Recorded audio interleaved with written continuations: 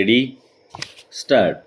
Sir, I come to another provision in the statement of objects and reasons. One of the objects mentioned is reducing unnecessary cost or burden by requiring companies to attach only an average form of prospectus to the application form. I would like to know specifically from the Honorable Minister which section of companies has represented that the cost of printing the balance sheet is prohibitive and they want to reduce it. I submit that in the annual report as presented today there is a whole section dealing with listing of employees getting salaries of over rupees 3000, and I find that over the years this figure of 3000 is not increased.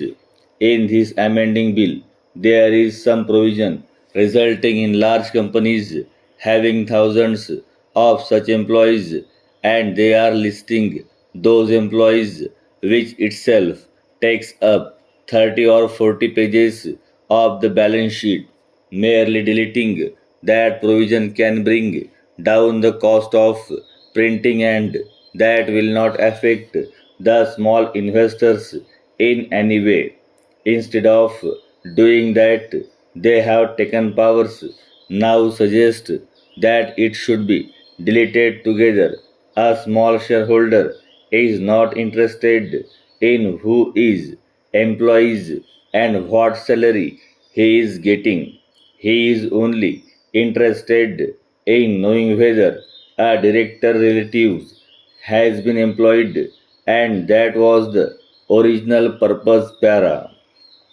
This was inserted in the 60s when it was found that the wives or relatives of the managing directors of companies were appointed on high salaries.